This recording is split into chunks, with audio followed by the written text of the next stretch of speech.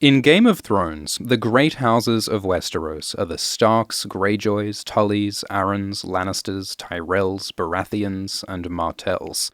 All these families are important to the story, but some of these plotlines are totally different in the books compared to the TV show, especially the Martells of Dorne.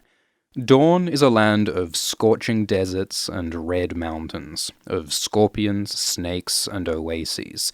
Dorne has its own distinct culture, because 1,000 years ago, a foreign princess called Nymeria led her people to migrate to Dorne. So Dorne has more equality for women. Dornish women have equal rights to inherit and rule as a man does. And Dorne is more relaxed about sex. Paramours and bastards and homosexuality are more accepted in Dorne. 300 years ago, when Aegon Targaryen conquered Westeros, Dorne was the only kingdom to resist him, using guerrilla tactics to escape his dragons. Dorne only joined the other kingdoms much later, and not by conquest, but by marriage between the Martells and Targaryens. So Dorne has a proud history of independence and defiance. The Martell words are unbowed, unbent, unbroken. 18 years ago, the king of Westeros was Aerys Targaryen, and the heir to the throne was Prince Rhaegar, the older brother of Viserys and Daenerys. Rhaegar married Elia Martell, the beloved sister of Doran and Oberyn Martell, and their uncle Luwin was in the Kingsguard. So the Martells were closely tied to the Targaryen throne, giving them lots of political influence and prestige. Rhaegar and Elia had 2 kids, future rulers of Westeros. But unfortunately, King Aerys was a mad, cruel tyrant, and Prince Rhaegar ran off with Lyanna Stark to have a prophecy baby, so Robert Baratheon fought a war to make himself king. Rhaegar and Luwin were killed in battle. Tywin Lannister attacked King's Landing, and his soldier, the Mountain, Gregor Clegane, raped and killed Princess Elia and her 2 children.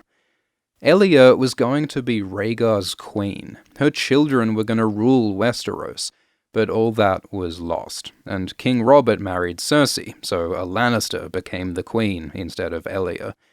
Elia's brothers, Doran and Oberyn, were furious and aggrieved.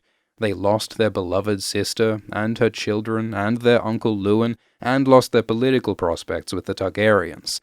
Ever since, they've wanted revenge against the Lannisters, and to get a Targaryen back in power. They want vengeance, justice, fire, and blood. But they don't get it right away. The Prince of Dorne is Doran Martell. He's a cautious, patient ruler who thinks carefully before taking action. Doran is full of pain and grief. He suffers from gout, a disease that causes swollen, painful joints, and he still mourns his sister Elia. So Doran sits in a wheelchair in a palace called the Water Gardens, watching children play. The kids remind him of his responsibility to protect the people of Dorne. He wants revenge against the Lannisters, but he also wants to protect innocent lives. So Doran won't start a war that he might lose. Doran plays the Game of Thrones to win. Oberyn is the opposite to Doran. Known as the Red Viper, he's dangerous and unpredictable, provocative and passionate, a warrior and a womanizer. At the age of 16, Oberyn had sex with Lord Ironwood's paramour, and they fought a duel over her. Oberyn used a poisoned weapon, so Ironwood was killed, which was a problem because the Ironwoods are the second most powerful house in Dorne. To prevent conflict, Doran gave his son Quentyn to be fostered with the Ironwoods, and Oberyn went overseas for a while, fighting as a mercenary, studying as a maester, and fathering bastards all over the world. So, Doran and Oberyn are very different, but Doran says they work together closely. He says if Oberyn is a viper, Doran is the grass, hiding the viper before it strikes. In Book 2, Westeros is at war, and King Joffrey needs allies, so Tyrion Lannister offers an alliance with Dorne, and Doran accepts. Princess Myrcella goes to Dorne and is betrothed to marry Trystane, Doran's younger son. Myrcella and Trystane are young kids in the books, and they develop an adorable, innocent friendship, but soon their families' feuds threaten their peaceful lives. Tyrion invites Doran to come to King's Landing and join the small council, but instead of cautious, patient Doran, the Red Viper arrives. Oberyn demands justice for the death of Elia, and wants vengeance against Gregor and Tywin. So in Tyrion's trial by combat, Oberyn fights the Mountain. He wounds Gregor with a poisoned spear, but Gregor kills Oberyn. It's not clear what Doran and Oberyn's plan was here, but this attempt at justice just makes things worse. Oberyn's death inflames the Dornish people into uproar. They want war against the Lannisters to avenge Oberyn and Elia, and leading the call are Oberyn's daughters, the Sand Snakes. Oberyn had 8 bastard daughters by 5 different mothers. They all have different personalities and skills, but they all have Oberyn's viper eyes. The eldest, Obara, is a warrior, strong and fierce and angry. Nymeria is beautiful and ladylike, but deadly with hidden blades. Tyene seems innocent and sweet, but she's an expert with poisons. After Oberyn's death, the snakes come to Doran and demand war. So Doran imprisons the Sand Snakes to keep the peace. It seems like Doran is playing nice with the Lannisters. People think he's just too weak and afraid to avenge his siblings. So Doran's daughter takes action. Arianne Martell is Prince Doran's heir. She'll rule Dorne after he dies. But Arianne feels that Doran doesn't trust or respect or love her. He never shares his plans with her, and never teaches her to rule, and never arranged a good marriage for her. Arianne believes that Doran wants to make his son Quentyn his heir instead of her, and Arianne refuses to be cheated of her birthright.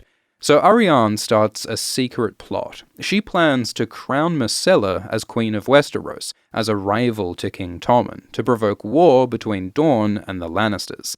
This war would give the Martells their vengeance, and would position Arianne to rule Dorne, instead of Quentyn.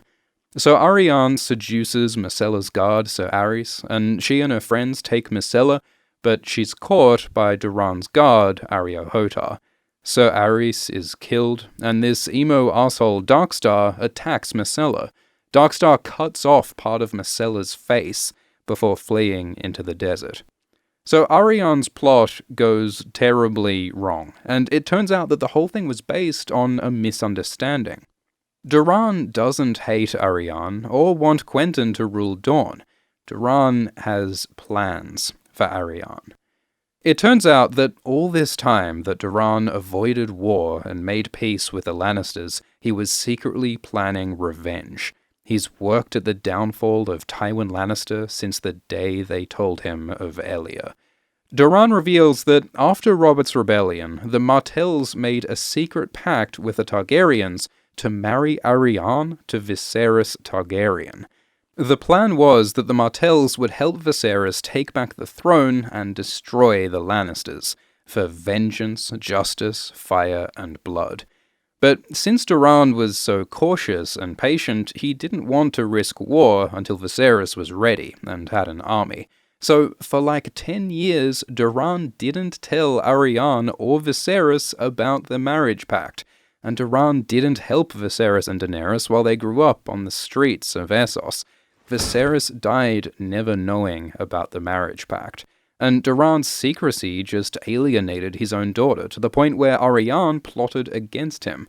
So Doran's plan failed, but now that Viserys is dead, Doran has a new plan. Instead of Arianne marrying Viserys, he'll have his son Quentyn marry Daenerys. That way, Dorne can help Daenerys take the throne and get vengeance on the Lannisters, and Quentyn and Daenerys can be king and queen of Westeros, while Arianne can rule Dorne. It's a nice plan, but like the previous plan, it's a fucking disaster. Quentyn Martell goes on a long and dangerous journey to Meereen to marry Daenerys Targaryen. He tells himself it's a grand adventure, like the heroes in the stories. A young prince and his friends travel to distant lands to marry the most beautiful woman in the world. But Quentyn learns that adventure stinks. His best friend gets killed by pirates. He's forced to join with mercenaries and to fight in war-torn Astapor. The whole journey is traumatic and horrible, and when Quentyn finally meets Daenerys and offers to marry her, she laughs. Because Quentyn's nickname is Frog, and Daenerys knows fairy tales about frogs who turn into enchanted princes for their true love. But sadly, Quentyn is neither enchanted nor enchanting. Quentyn isn't a handsome Prince Charming. He's short and awkward and kinda fugly. His personality is like his father's. He's sensible, dutiful, and dull, while Daenerys is attracted to hot bad boys with blue beards like Daario.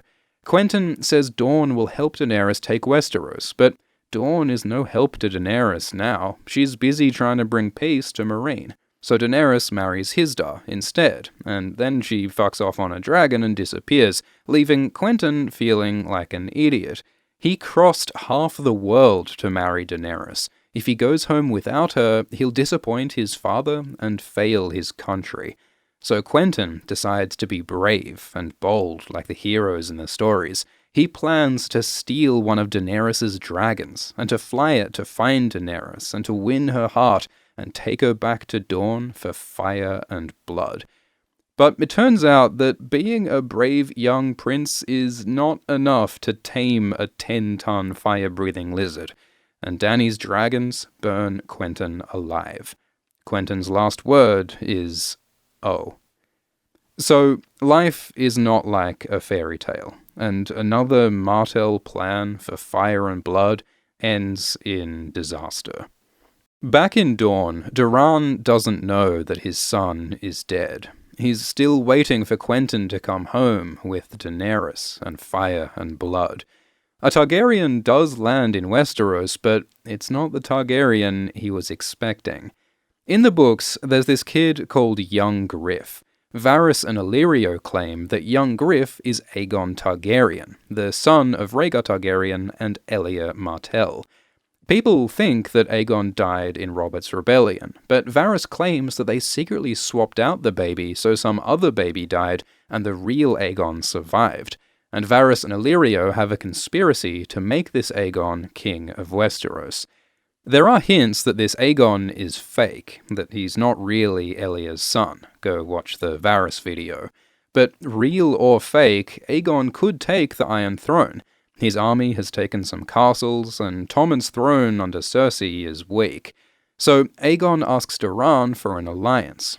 Doran desperately hopes that this kid really is his long-lost nephew, Elia's son.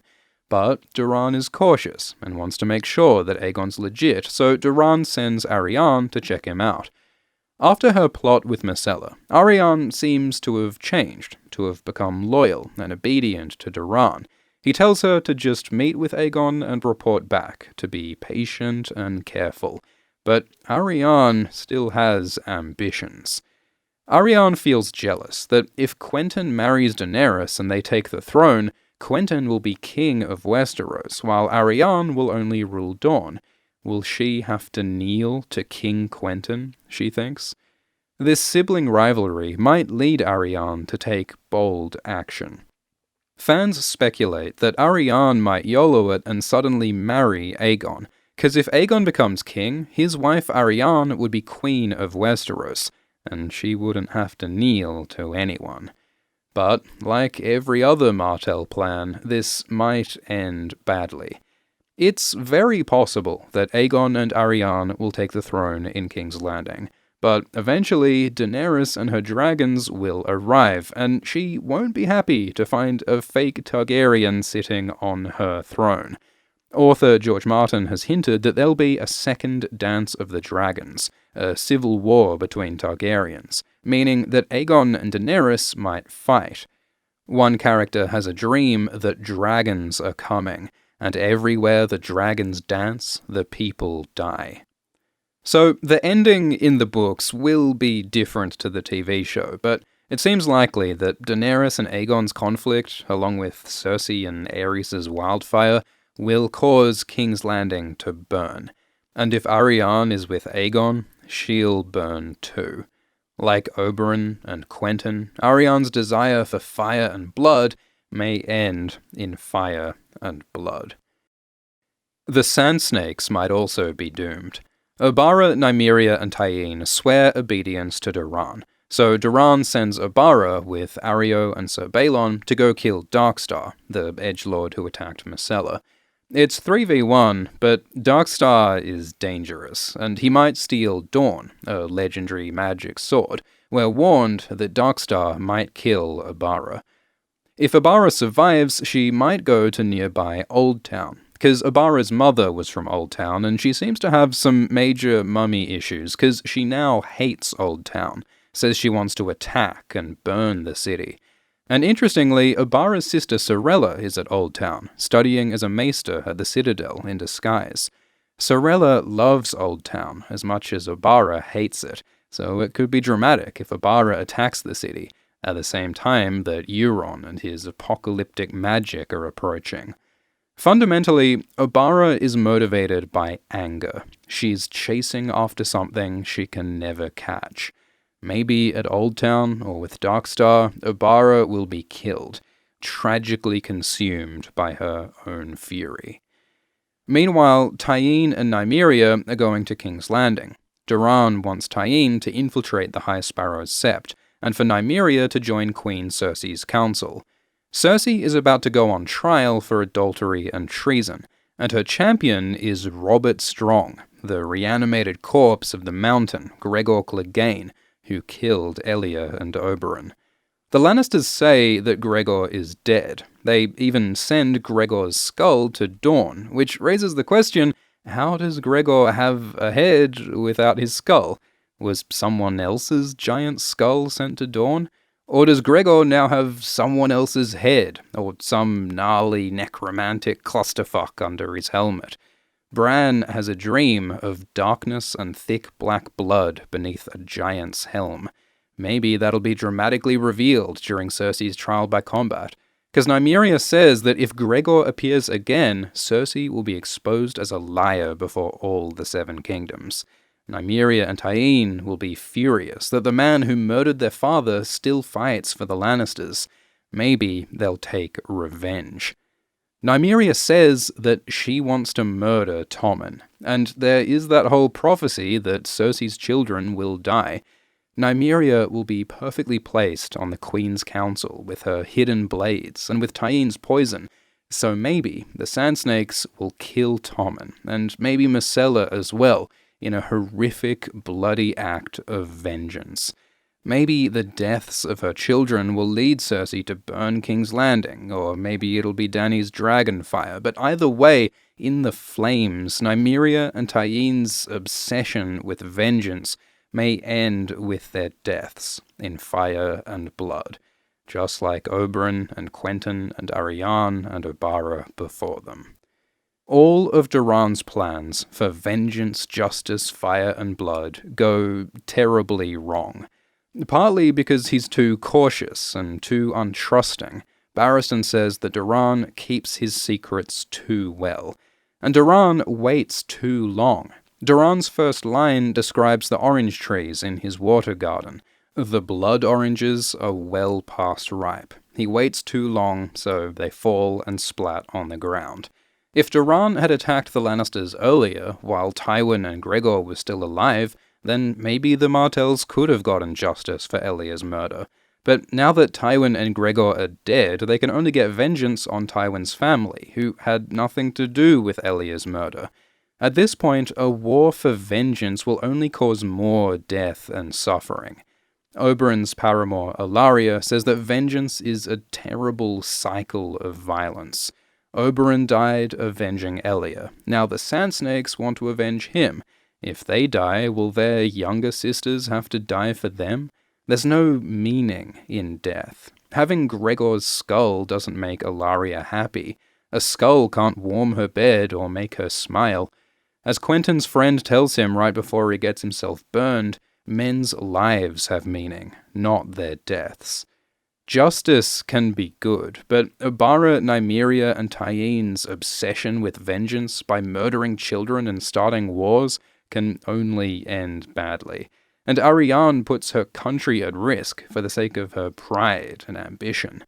Ellaria says that doom and death are coming to Dorne. You can imagine Doran sitting in the water gardens when Quentyn's bones come home, and he'll realize that all his careful plots and plans have only got his family killed. Tragically, the Martells' fight for justice and vengeance just causes more injustice and death.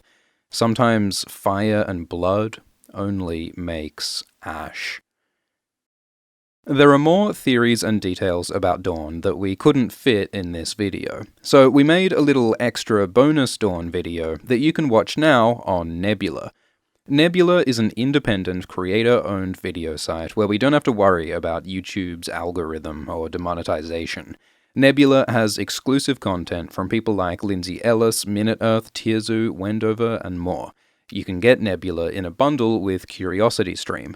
CuriosityStream has thousands of documentaries, like David Attenborough Nature Flicks, and The Real War of Thrones, which explores the real history that inspired Game of Thrones. With the link below, you can get CuriosityStream and Nebula for a year for just $15. You get heaps of quality content, including this little Dorne video, and you're supporting some of the smartest creators online. And Alt-Shift-X.